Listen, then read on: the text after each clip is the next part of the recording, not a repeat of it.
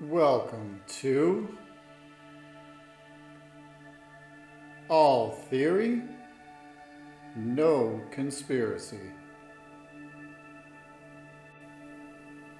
Don't forget to like, subscribe, click to receive notifications, and leave a comment.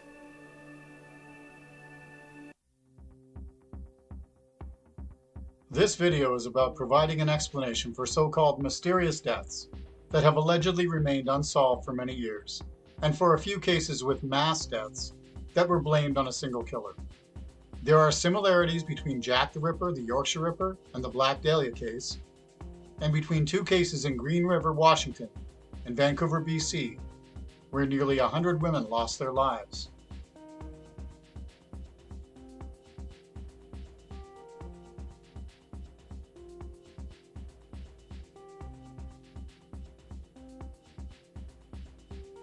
Is there a simple answer for all these mysteries?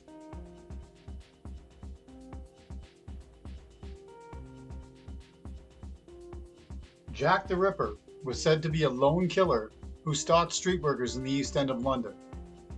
He allegedly wrote the letters that taunted the police and were published by the media. Some of his victims had their organs removed with surgical precision.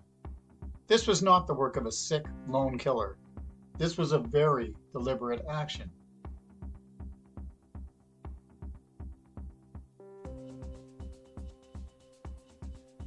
The pictures and post-mortem details of the victims are available on the web. They paint a different picture than that of a lone, deranged killer and hint at an organized, systematic effort made by someone who had no fear of being caught.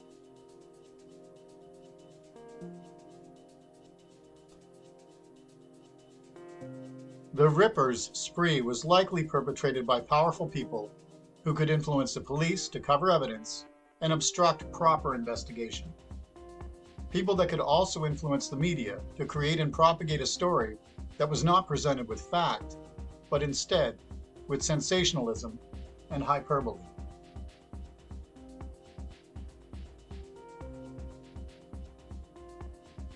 It also appears that the purpose of these deaths was to provide the ingredients for a ritual that required specific organs to be used for the offerings. Prostitutes tend to be the victims in these scenarios. They are far too often the prey of serial killers.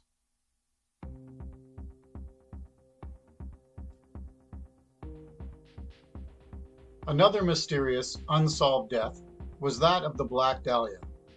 The Black Dahlia's was said to be a death caused by a jealous boyfriend. This does not appear to be a crime of passion. Elizabeth Short's body was found in a vacant lot in suburban Los Angeles.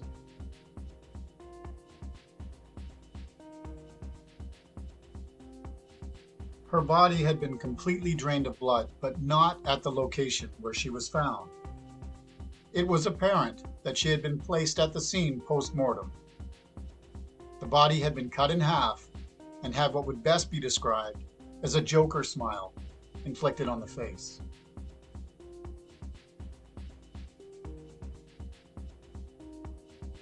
There was other evidence present that strongly suggested that Ms. Short was someone who was ritually sacrificed. The culprits are most likely the very powerful in Hollywood who had influence on the police and the entertainment media. The media sensationalized and obscured some details of the death.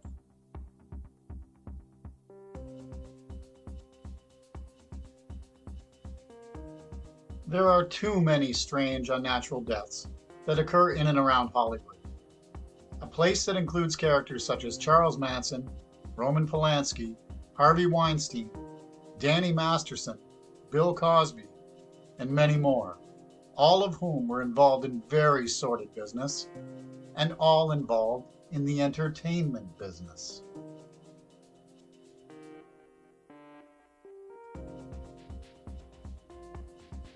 Another case is also in an area near London, England, and it concerns another Ripper.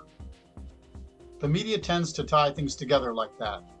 In this instance, bringing back a name from an earlier time to mentally lead people to a conclusion and a method before even knowing the true details.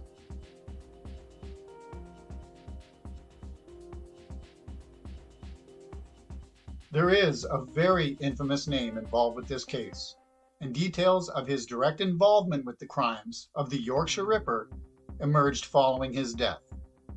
Jimmy Savile was directly involved with the crimes of the Yorkshire Ripper, crimes that were ultimately blamed on a lone suspect named Peter Sutcliffe.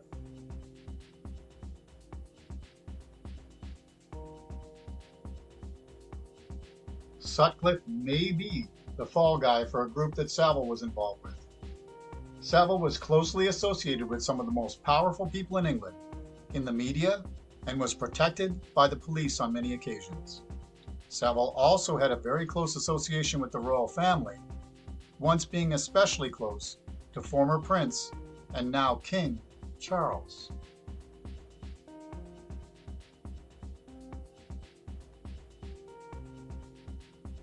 Changing gears a bit here, there are two cases that occurred nearly in the same time frame and within 2.5 hours of each other in the Pacific Northwest in the 1980s and 90s. In Green River, Washington, and Vancouver, BC, approximately 100 prostitutes and young women went missing. Most were later found deceased, while some remain unfound.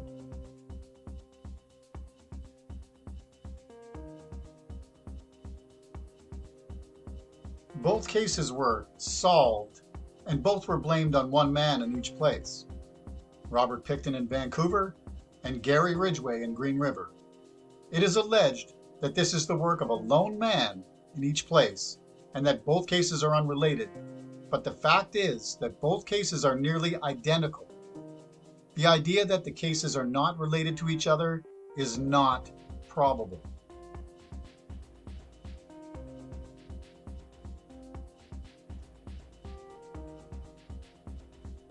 In Vancouver, most of the women went missing within 6 square blocks of the Vancouver Police Department at Vancouver's east side.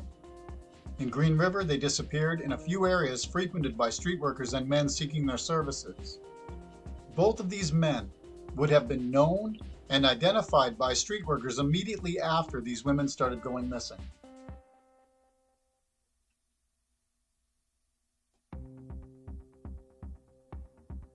My implication is that what happened in Green River and Vancouver was allowed to happen, and that situations were being manipulated by very powerful people who have a strong influence on the police, where evidence is misplaced, manpower gets reduced, and their hands are tied to prevent proper investigation, and the media to spread misleading information to both frighten and misinform the public.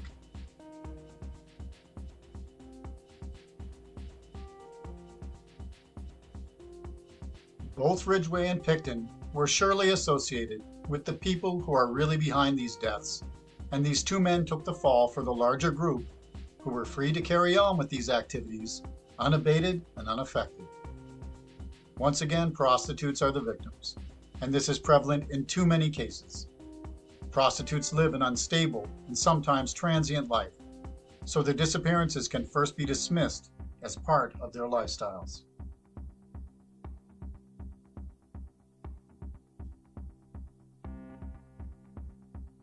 This stereotype of the lone killer has been perpetrated and ingrained in our culture by the entertainment media. Movies, television, the internet, news services, books, and newspapers. This is a false narrative.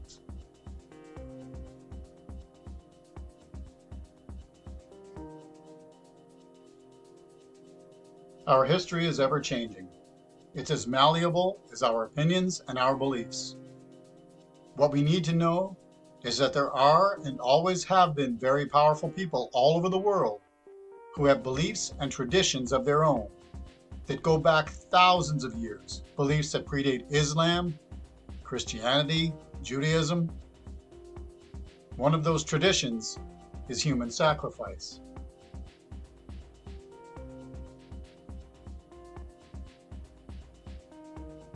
It is easy for the powerful to obscure the truth and hide behind the media and law while carrying out their traditions with impunity. They have both institutions providing a narrative and a fall guy, knowing that most people will always believe the news story and will never see that these very similar stories are links in a very long chain and not isolated fragments.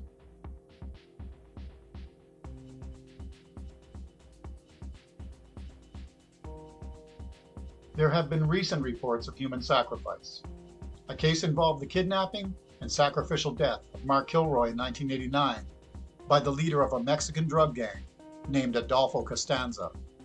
There was a more recent case in India in 2022 known as the Alanthor sacrifice case.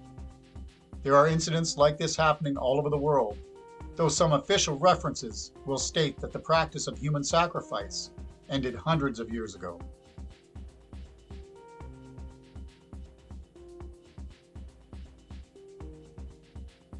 There will be links to articles about Jack the Ripper, the Black Dahlia, the Yorkshire Ripper, and Jimmy Savile's involvement, the Robert Pickton and Gary Ridgway cases, the Alanthor sacrifice case, the Adolfo Costanzo case, and a case of sacrifice in Mexico in 2012 in the description below this video.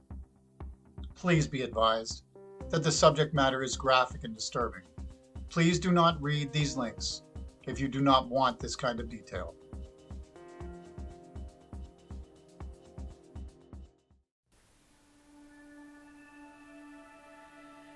The end?